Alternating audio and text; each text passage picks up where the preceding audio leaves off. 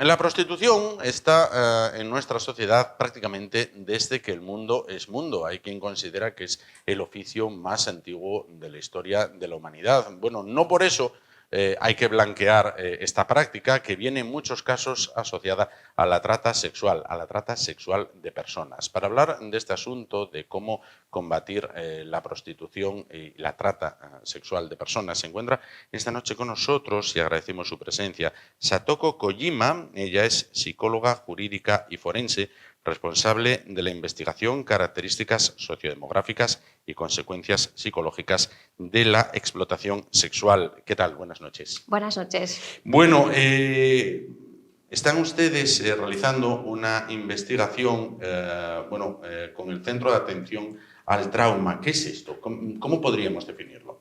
Bueno, el Centro de Atención al Trauma es una asociación sin ánimo de lucro y estamos especializadas en la promoción y la prevención en temas de salud mental, muy enfocado a colectivos en exclusión social, víctimas de violencias, personas migrantes, y dentro de esta asociación tenemos una unidad de trata de personas que se llama No Wahala.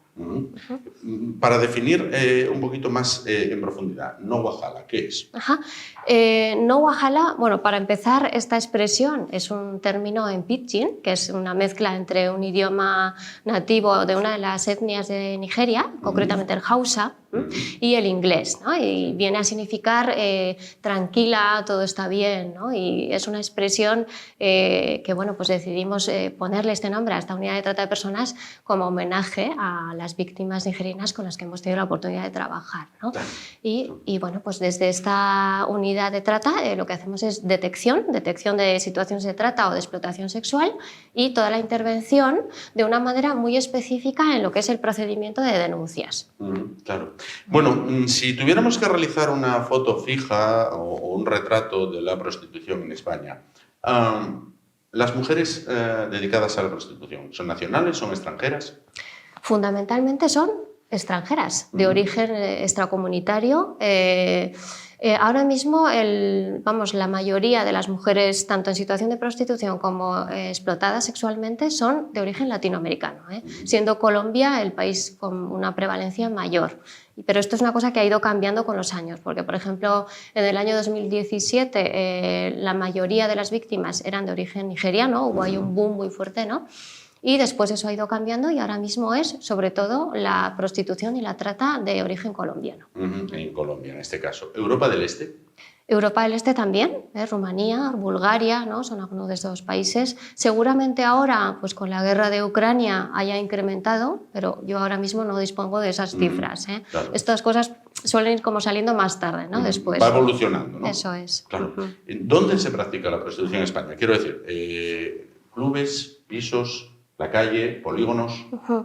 Tradicionalmente estaban los clubes, ¿no? Que todos conocemos, ¿no? En España había un gran número de clubes, pero ahora ya los clubes están cada vez más de capa caída, ¿no? Es decir, que la prostitución se ha ido desplazando más a los pisos de prostitución. ¿Por qué? Pues porque son más invisibles, ¿no? Son más ocultos, están más ocultos, es más difícil de acceder también para las fuerzas y cuerpos de seguridad, ¿no? Entonces es un poquito la razón por la cual, ¿no? Se ha ido desplazando paulatinamente a pisos de prostitución mucho más invisibles, ¿no? Para los ojos de la gente. Claro. Periódicamente sale una estadística en la cual se sitúa a España como uno de los países donde existe un mayor consumo de prostitución. ¿Esto es así? A ver, esto se dice mucho, ¿no? Se dice mucho esto de España, primer país de consumo de prostitución en Europa, el tercero en el mundo, ¿no? Tú buscas en internet y enseguida te va a aparecer este titular. Estas cifras hay que tomarlas con mucha cautela, hay que tener mucho cuidado a la hora de poner titulares, ¿no? A veces muy sensacionalistas, ¿no?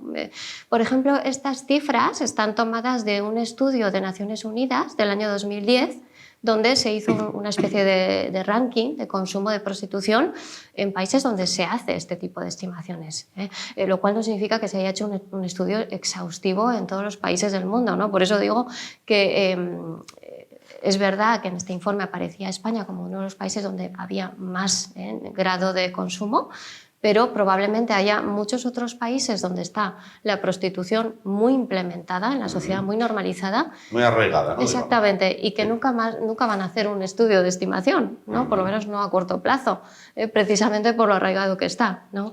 Y por eso digo que hay que tener cuidado a la hora de coger estas cifras y divulgarlo, ¿no? Entiendo que esos países a los que se refiere son, por ejemplo, estos donde existe incluso un turismo sexual. No sé, pienso en sudeste asiático y todas estas zonas donde está tan arraigado que no van a permitir que se hagan estos estudios, ¿no?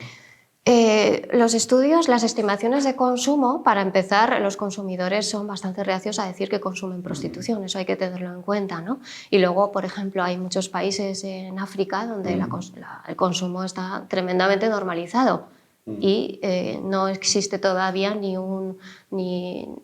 interés quizá, ni tampoco está demasiado desarrollada la concienciación de combatir, por ejemplo, la trata de personas, ¿no? Claro. Y no existen cifras en muchos lugares. Claro. ¿Cómo detectar la trata sexual? Esta es una de las cosas que hacemos desde No Wahala, la detección de la trata, ¿no? Claro, uno se pregunta, ¿y por qué hay que detectarla, no? Sí. Esta es algo que diferencia un poco con otro tipo de delitos, como por ejemplo las agresiones sexuales o la violencia de género, ¿no? Sí. En el caso de la trata hay que detectarla. ¿Por qué? Pues porque es algo que está oculto. Es decir, las víctimas de entrada no van a venir y decir, hola, soy víctima de trata, ¿no? Sí. Normalmente vienen y dicen, hola, necesito papeles o necesito dinero, necesito trabajo. Entonces, conforme se va haciendo un poquito el trabajo de acompañamiento, es cuando muchas veces aparece esta realidad de la explotación sexual. O incluso pueden venir por otra razón, por ejemplo, por violencia de género, y si tú vas profundizando en su historia, puede aparecer una situación de explotación. Entonces, nosotras, ¿cómo hacemos esta detección? Hay unos indicadores. Sí. En los manuales, en los protocolos se habla de indicadores de trata, ¿no? A mí me gusta más hablar de modalidades de trata. ¿Por qué? Pues porque yo creo que si esos indicadores no se sitúan en el contexto adecuado, se entiende muy mal. Entonces, ¿qué son esto de las modalidades? Son diferencias socioculturales identificables y que van a condicionar la manera en la que se produce tanto la coacción como después, todas las presiones que puede sufrir la víctima dentro de su propia comunidad, ¿no? Los distintos condicionamientos socioculturales, ¿no? Claro. Esto serían las modalidades de trata. Donde entiendo que hay una tremenda diferencia según la procedencia geográfica de estas mujeres. No es la misma coacción para las africanas que puede ser para las sudamericanas, en este caso, nigerianas que colombianas. En Eso este caso, es. Las diferencias entre las modalidades, te voy a contar un poco, por ejemplo, sobre Nigeria y Colombia, ¿no? Que serían las dos nacionalidades con las que más he podido trabajar. En el caso de Nigeria, por ejemplo, se utiliza mucho el vudú. Es un método de coacción muy utilizado allí. ¿Cómo funciona? Normalmente, cuando una víctima es captada, la captación generalmente suele ser en lugares, por ejemplo, pues en un mercado, ¿no? Hay captadores trabajando en estos países, ¿no? Y que se dedican un poquito pues, a observar y a atraer a chicas jóvenes y les prometen algún tipo de trabajo en Europa o normalmente pues, en una tienda o cuidando niños o de peluqueras, ¿no? Esto suele ser muy habitual, y después les imponen una deuda. Las deudas nigerianas, por ejemplo, son de las más elevadas, que puede llegar entre los 15.000 o 65.000. Es muy alto. Yo conozco a víctimas que han llegado a pagar religiosamente los 65.000, que me parece una barbaridad. Lo que pasa es que como les cuentan el precio en nairas, que es la moneda de allí, ¿no? Ellas muchas veces son mujeres que no tienen formación, son mujeres iletradas, ¿no? Entonces piensan, bueno, pues esto en 6 meses lo pago, ¿no? Y después, lo que te comentaba del vudú, ¿no? Hacen un pacto. Pasan por una ceremonia de vudú con un sacerdote de vudú, que ellas las llaman native doctors, y ahí les cogen cabello, pelo de la cabeza, les cortan la lengua, les sacan un poco de sangre, les cogen vello púbico, ¿no? Y todo esto se guarda, ¿no? Es una ceremonia de lo que ellas llaman yuyu, ¿no? El vudú. Y prometen pagar la deuda, prometen no denunciar a sus madams. Sí. Y a cambio, es decir, que si ellas incumplieran, pues caería sobre ellas una maldición, ¿no? Es decir, que les podría pasar desgracias de todo tipo, enfermedades, calamidades, locura, ¿no? Esterilidad. Entonces es un tipo de coacción muy poderoso porque es muy ubicuo de alguna manera, ¿no? Entonces ellas muchas veces ni siquiera es necesario el control directo de la madame. Sí. De hecho, muchas veces las madames viven en su país, ¿no? Tienen controladores en España, pero digamos, la jefa de la organización puede tranquilamente vivir en España o en cualquier otro lugar de Europa. Claro. Y ellas mismas a menudo van buscando los lugares donde ejercer y envían puntualmente el dinero a la madame. Sí. Y una llamada telefónica puede ser suficiente para que ellas sigan trabajando, ¿no? Por ejemplo, este funcionamiento es muy relevante conocer, porque si no, si por ejemplo alguien de la judicatura o los investigadores no conocen este funcionamiento, pues pueden llegar a pensar de forma equivocada que no existe coacción, ¿no? Porque no hay una vigilancia directa en el lugar, ¿no? Pero el vudú a menudo es bastante suficiente para que ellas sigan sujetas, ¿no? Claro, para sentirse coaccionadas. Eso es. Sí. En el caso de Latinoamérica se utiliza un procedimiento similar a través de la brujería o la santería, y ellas manifiestan tener muchísimo miedo. Las mamis, en este caso, les hace creer que tienen poderes para hacer maleficios, hacen sus rituales. En muchos pisos de prostitución existen objetos, fetiches, santos, ¿no? O bueno, pues, agua bendita, arroz, ¿no? Bueno, pues diferentes objetos que indican el uso de la brujería. Pero parece que es paradójico que en pleno siglo XXI todavía se ejerza de este modo la coacción, ¿no? Bueno, esto está muy implementado en la prostitución en general, sí. En África, por ejemplo, es algo muy actual, es decir, a nosotros nos parece como muy extraño, pero en realidad en Nigeria hoy en día se practica de forma muy habitual las ceremonias de vudú o similares para cualquier cosa. Por ejemplo, que alguien abra un negocio, pues hacen un ritual de este tipo para tener buena suerte o que haya buenos ingresos, ¿no? Es decir, que es muy implementado, ¿eh? De hecho, por ejemplo, en 2018 hubo algo muy llamativo, muy relevante en el área de la trata, ¿no? Y el Oba Eware II, que es el líder espiritual de Benin City. Benin City es la capital de Edo State, del estado de Edo, que es el epicentro de la trata nigeriana rumbo a Europa. Y el líder espiritual, el sumo sacerdote, ¿no? Hizo una ceremonia de vudú para invalidar los pactos de vudú que las mujeres habían realizado hasta ese momento. Como una absolución colectiva. Exactamente, ¿no? Y bueno, pues dijo que si a partir de ese momento, que si una madame obligaba a una víctima a realizar un ritual, pues que la ira de sus antepasados caería sobre sus cabezas, ¿no? Y en ese momento, por ejemplo, pues muchas víctimas se sintieron libres de liberarse, ¿no? Por eso, pues varias de las mujeres a las que yo he atendido que habían llegado a España en el 2016, en el 2018 dejaron de ejercer, se liberaron, por así decir, ¿no? Pero no siempre funcionó, porque algunas me decían, bueno, está muy bien lo que haya dicho el OBA, ¿no? Pero el OBA no va a ir a la puerta de mi casa cuando vayan los tratantes a darle una paliza o a quemar la casa de mi madre, ¿no? Entonces, no siempre, pero funciona bastante bien. Bueno, ¿qué es lo más complejo, lo que se enfrentan? A la hora de salir, por ejemplo, de liberarse, ¿no? de una red de trata, bueno, el mayor impedimento es la amenaza, para empezar, ¿no? En una situación de explotación, los tratantes amenazan directamente a las víctimas o también amenazan a sus familias en sus países de origen. Entonces, esta es una de las cosas fundamentales que les impide escapar. Lo digo porque muchas veces no es que haya cadenas físicas, no están encerradas, a veces sí, pero en muchísimas ocasiones ellas pueden entrar y salir, por así decir, físicamente. evidente. Pero hay una fuerte coacción, una amenaza hacia sus familias, hay mucho aprovechamiento en la situación irregular porque en su gran mayoría están sin papeles, sin documentación. Entonces les dicen, si sales a la calle te van a detener, te van a meter en un avión y te van a mandar a tu país, ¿no?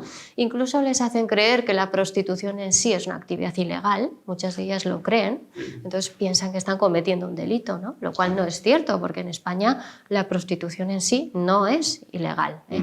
Ni siquiera la tenencia de locales de alterne es ilegal. O sea, lo que es delictivo es la explotación sexual y la trata de personas. Entonces, yo muchas veces cuando hablo con una víctima, una de las primeras cosas que hago es asegurarme de que ella sabe que la prostitución no es ilegal, que ella no está haciendo nada malo. Entonces, estos factores son las principales. Luego, ¿qué otras cosas? Pues la propia falta de alternativas, ¿no? Es decir, la mujer dice, oye, yo me voy de aquí y ¿qué voy a hacer? No tengo formación, no tengo papeles, no tengo dinero, entonces no tengo ninguna otra alternativa y me voy a quedar aquí. Al hilo de eso, vamos a ver, hay mujeres que han escogido la prostitución como modo de vida voluntario.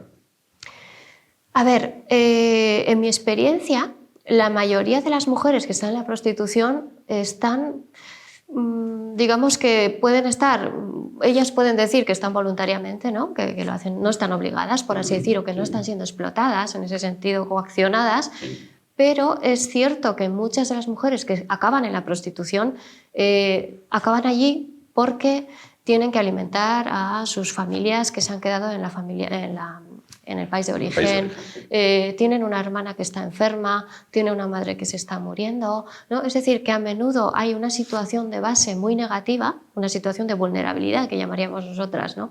Y que obliga, en cierto modo, a seguir ejerciendo la prostitución. Porque ciertamente muchas de ellas lo dejarían si se sintieran libres un poco de esa atadura, ¿no? Por eso yo siempre creo que una de las cosas más difíciles es hacerles ver a ellas que tienen derecho al autocuidado, que pueden dejarlo, que tienen derecho a decir no quiero más, ¿no? Porque acaban siendo también explotadas en cierto modo por sus familias. Es decir, muchas mujeres se liberan de la red de trata o de la organización o grupo criminal y después siguen ejerciendo. Eso es algo muy normal. ¿Por qué? Pues porque ellas mismas se sienten en la obligación, en la responsabilidad de seguir alimentando a sus familias. Y sus familias a menudo adoptan conductas muy parasitarias, ¿no? Se acostumbran a vivir de las remesas que las mujeres envían y además ya no me conformo con un móvil cualquiera. Quiero el iPhone, quiero las zapatillas Nike, quiero llevar a mis hijos al mejor sitio para las extraescolares de no sé qué, ¿no? Es decir, que se acostumbran muchísimo a que el dinero les llegue de esa manera fácil, ¿no? Y muchas mujeres no se sienten capaces de decir, oye, no quiero más, ¿no? Unido a esto, vamos a ver, cuando la policía desmantela un club en el que las prácticas son ilegales o un piso de los que usted me comentaba antes, y libera, digamos así, a esas mujeres.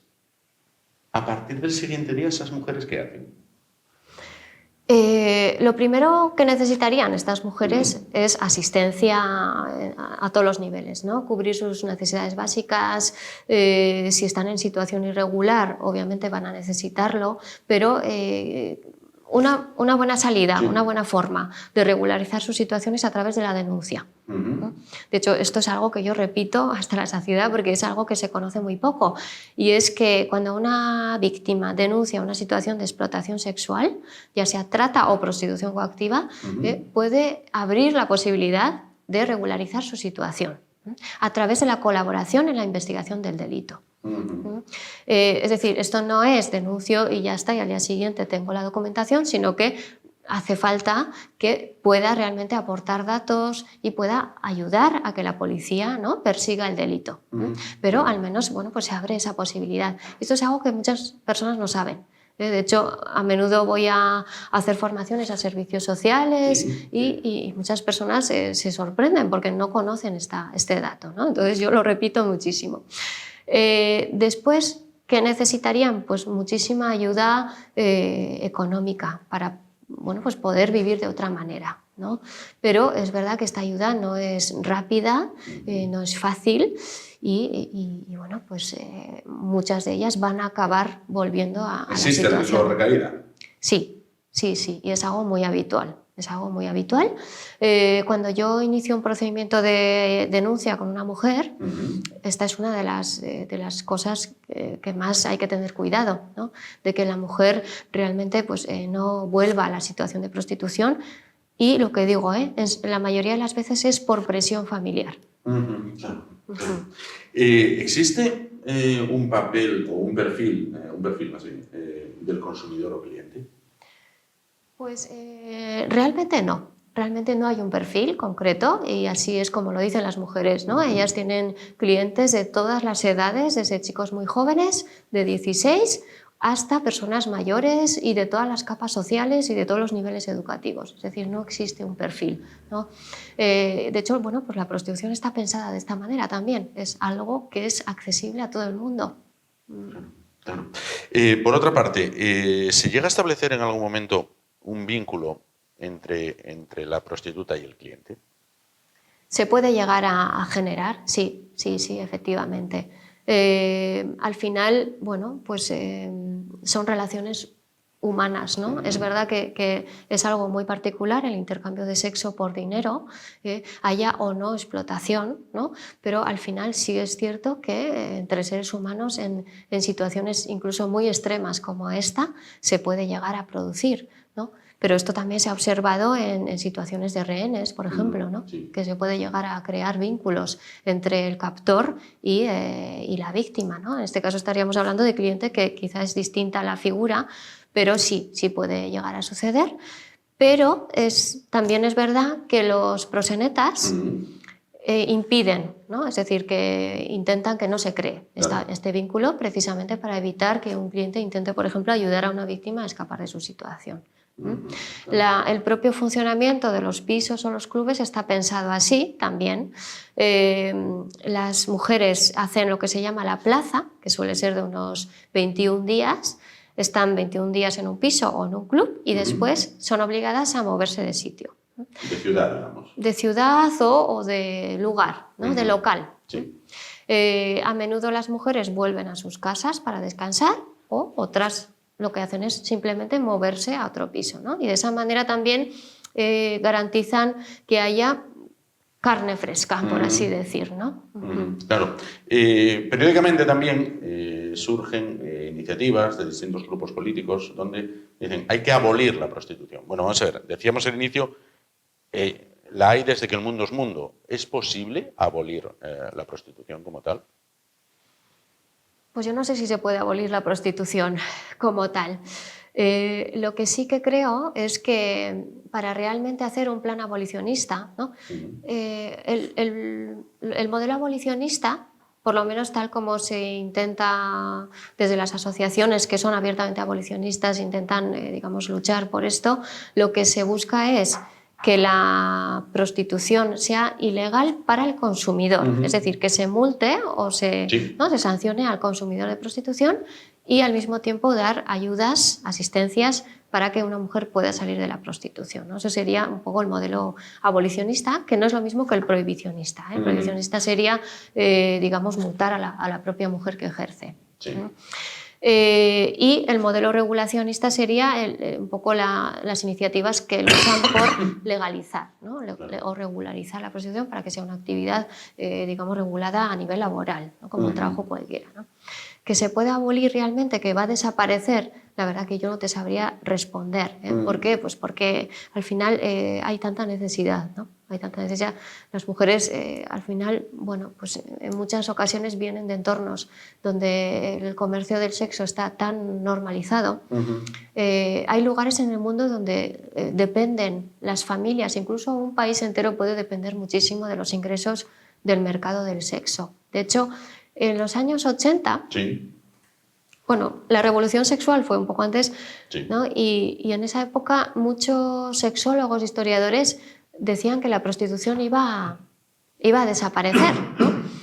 que iba a desaparecer porque, claro, si las personas podían tener sexo sin miedo al matrimonio, sin miedo al embarazo, ¿no? Pues dijeron, bueno, pues ya la prostitución no va a ser necesaria.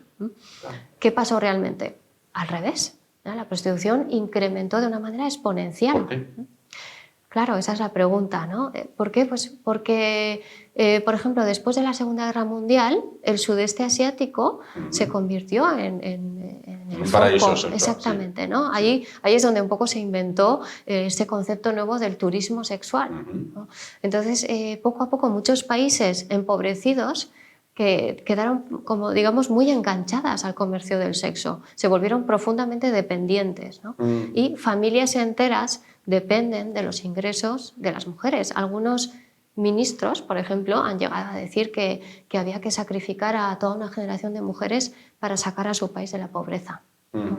Entonces, yo creo que al final hay tanto dinero implicado, tanta dependencia, ¿no? Porque la prostitución no solo es la mujer y su familia, es la mujer, la familia y son los taxistas, son las empresas de seguridad, son los lugares donde se blanquea el dinero, es el negocio de la droga, son las bebidas, son el alcohol, ¿no?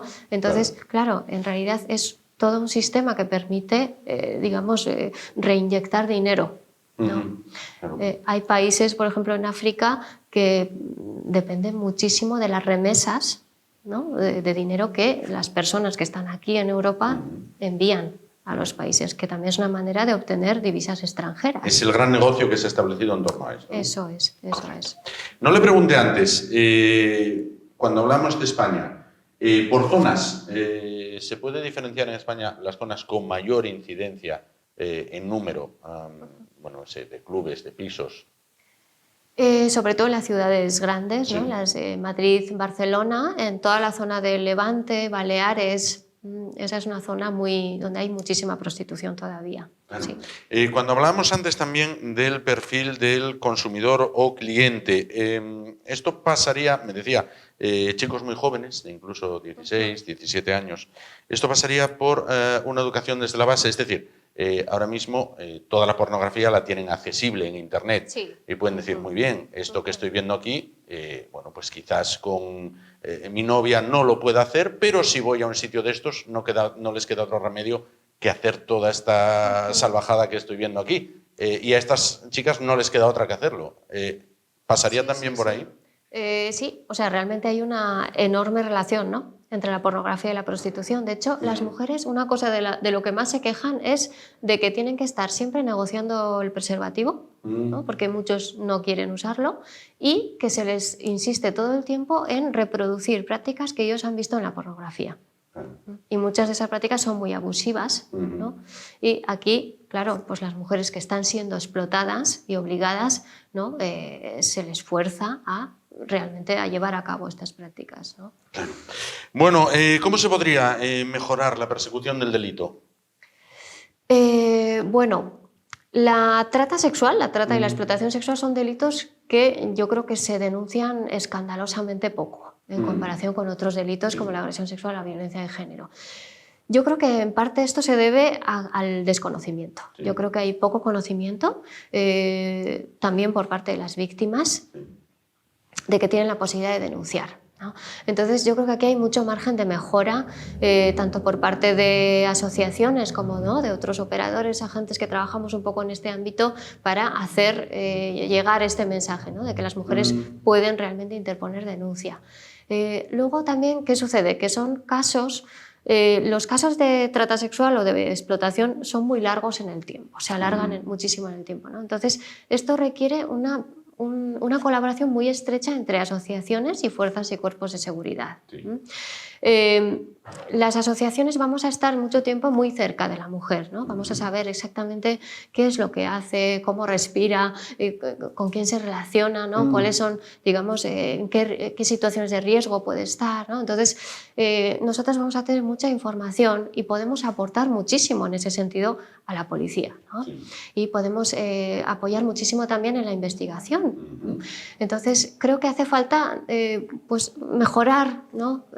Un poquito más esta relación entre policía, asociaciones, la colaboración, que haya un verdadero intercambio de información, en la medida de lo posible, ¿no?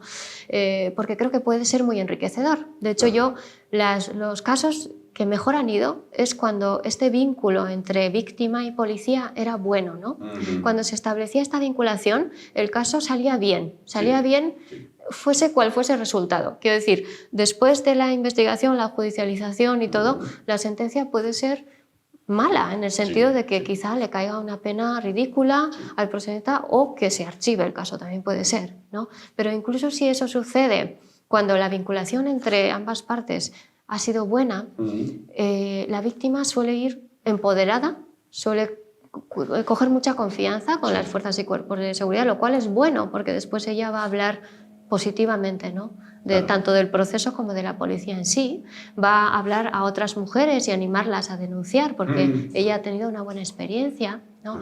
Entonces esto es muy importante y nosotras, una parte del trabajo que hacemos es apoyar también en que se cree esta buena colaboración, ¿no? ¿Cuánto tiempo lleva peleando con este tema? Pues yo llevo trabajando en este campo desde el 2018. Y ahora se han visto todos los colores.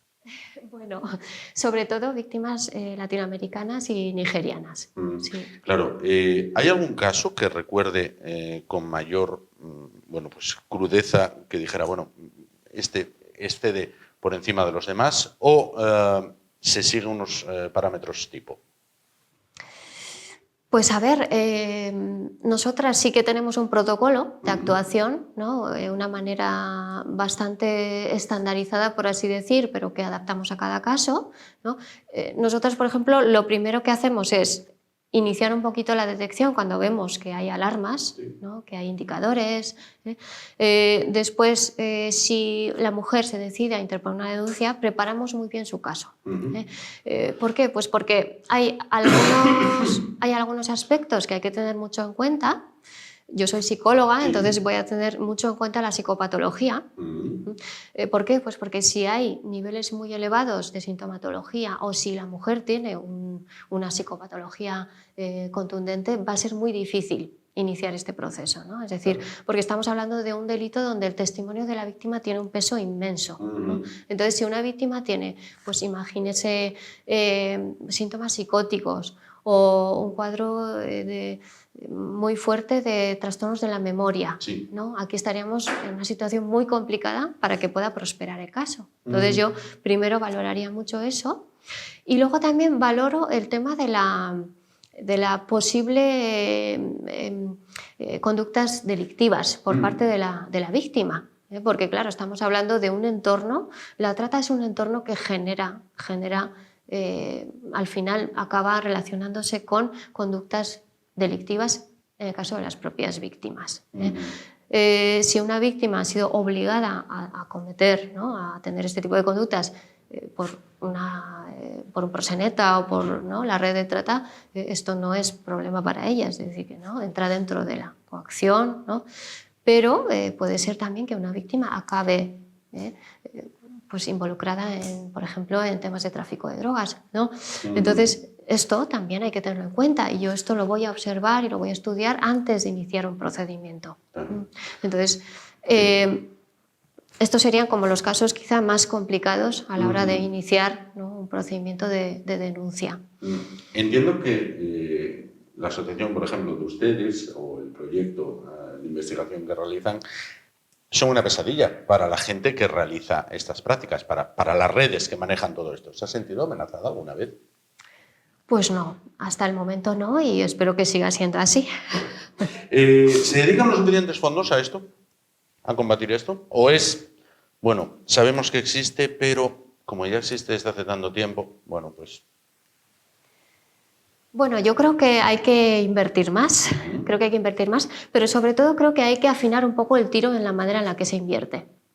Es decir, yo creo que para combatir la trata de personas no solo es la trata, es decir, no todo se arregla a golpe de código penal, ¿no? Por así decir. O sea, yo creo que hay que invertir también en la educación, por ejemplo.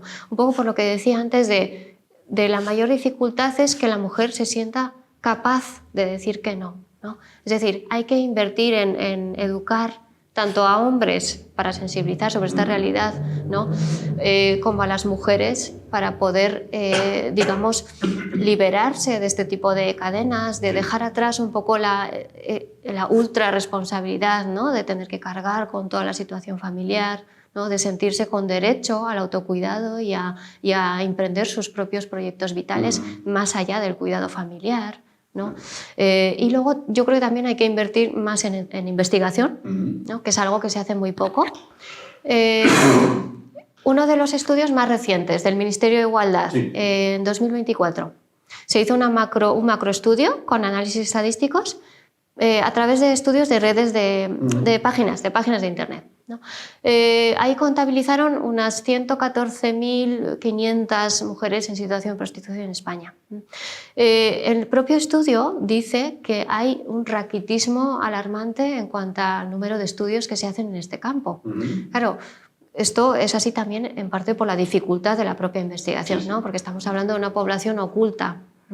No es fácil investigar en este campo, ¿no? Entonces yo creo que hay que invertir más y hay que animar más, ¿no? A los profesionales a estudiar sobre esta temática, y es precisamente lo que vamos a hacer desde CAT, Centro de Atención al Trauma, a través de un convenio con la Universidad Pública de Navarra. Y bueno, pues el título es este, ¿no? Características sociodemográficas y consecuencias psicológicas de la explotación sexual. Hemos solicitado ayudas al Ministerio de Igualdad y al Instituto Navarro para la Igualdad. Para finalizar, para salir de esta lacra de la prostitución, lo primero es romper el miedo. Eso es. Sí, romper el miedo, pero también necesitan ayuda, apoyo e información para poder romper este miedo. Pues Satoko Kojima, psicóloga jurídica y forense, responsable de la investigación características sociodemográficas y consecuencias psicológicas de la explotación sexual. Muchísimas gracias por estar con nosotros esta noche. Entiendo que esto es un tema del que, lo que decíamos antes, todo el mundo sabe que existe, pero no es un tema que se trata habitualmente, ¿no? Es como, bueno, sí, existe, pero déjalo ahí, ¿no? Sí, es un tema que se conoce muy poco todavía. Claro. Eso es. Correcto. Bueno, pues a ver si se arroja luz como principal paso para la resolución del mismo. Muchísimas gracias por estar con nosotros esta noche. Gracias. Nos vamos muy rápido, muy rápido, que ya es tarde, a la publicidad. Nos damos una vuelta por los escaparates, volvemos y afrontamos lo que es la recta final del espacio de hoy. Hasta ahora mismo.